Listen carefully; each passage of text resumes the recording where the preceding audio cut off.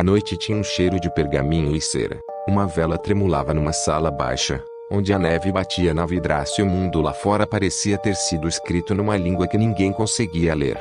Sobre a mesa, protegido por um tecido de linho antigo, repousava um livro que não queria ser compreendido, páginas de um verde desbotado, desenhos de plantas que não cresciam em nenhum mapa conhecido, mapas celestes onde as estrelas dançavam em círculos que lembravam portas. Era o manuscrito que, nas palavras dos homens, ninguém pode ler. Diziam que o livro vinha do século XV, o pergaminho datado por especialistas entre 1404 e 1438, mas isso só tornava mais sombria a sua condição. Parecia ter sido escrito no instante em que o tempo resolveu usar caracteres que não pertenciam a nenhuma boca humana. A caligrafia escorre em fileiras regulares, como se um escriba tivesse cantado uma canção secreta e deixado a música no traço das letras. Chamavam-no Vanish por um livreiro polonês que o trouxe à luz do século XX. Antes disso, o livro passou por mãos de alquimistas, colecionadores e curiosos que, ao tocá-lo, pareciam receber apenas perguntas e nunca respostas. Alguns dos desenhos deixavam os observadores sem ar, mulheres nuas emergindo de círculos de água, plantas cuja raiz era uma coroa, diagramas redondos que lembravam constelações mas também mecanismos. Por isso, os estudiosos dividiram o livro em seções herbal, astronômica, balneológica, farmacêutica, como se agrupar imagens fosse a única maneira de domar a confusão.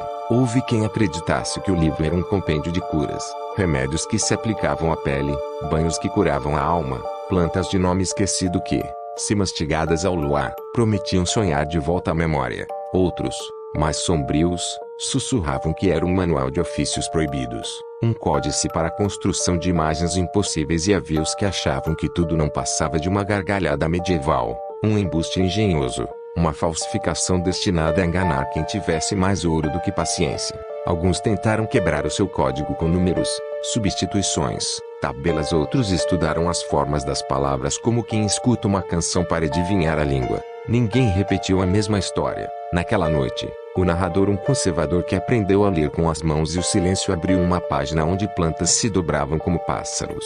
Ele passou os dedos sobre as margens e sentiu, por trás da tinta, uma outra escrita. Não caracteres, mas intenção. A intenção de esconder e ao mesmo tempo de oferecer. Porque o livro era contraditório, cada página parecia convidar ao segredo. Havia ordem nas repetições das palavras, padrões que lembravam línguas naturais. Havia também, no traço rápido e confiante do escriba, a sensação de que aquilo fora escrito por alguém que sabia o que fazia, não por um charlatão apressado. Ainda assim, ninguém conseguia decifrar. As teorias vinham e iam como marés. Um cientista computacional demonstrou que era possível reproduzir textos com aparente sentido usando artifícios mecânicos, um truque que poderia, em teoria, gerar algo parecido com as palavras do livro sem que houvesse significado real. Se isto fosse verdade, talvez o manuscrito fosse uma bela falsificação, mas outros apontavam para a coerência interna, repetições, regras, um sussurro que não era aleatório. A dúvida ampliava o mistério, e quanto maior o mistério, mais o livro atraía olhos famintos amadores, criptógrafos, linguistas e fantasistas. O conservador contou, então, uma história dentro da história. Disse que, numa década recente, pesquisadores voltaram a fitar as páginas com olhos modernos, câmeras que enxergam além do visível, infravermelhos e luzes que revelam segredos enterrados pela passagem dos séculos. Em 2024, umas imagens multiespectrais trouxeram à tona traços apagados e detalhes antes invisíveis, camadas que faziam pensar que o livro ainda guardava pequenas chaves. Alguns traços, fugazes. Foi como se o próprio tempo tivesse assinado novamente o pergaminho. Ninguém disse que com isso o mistério foi resolvido, apenas que novas fendas de luz tinham aparecido, e as fendas sempre convidam mais perguntas. Na sala, a vela escorria e o conservador fechou os olhos, como se lembrasse que todos os grandes enigmas do mundo são, em essência, histórias que resistem à tradução.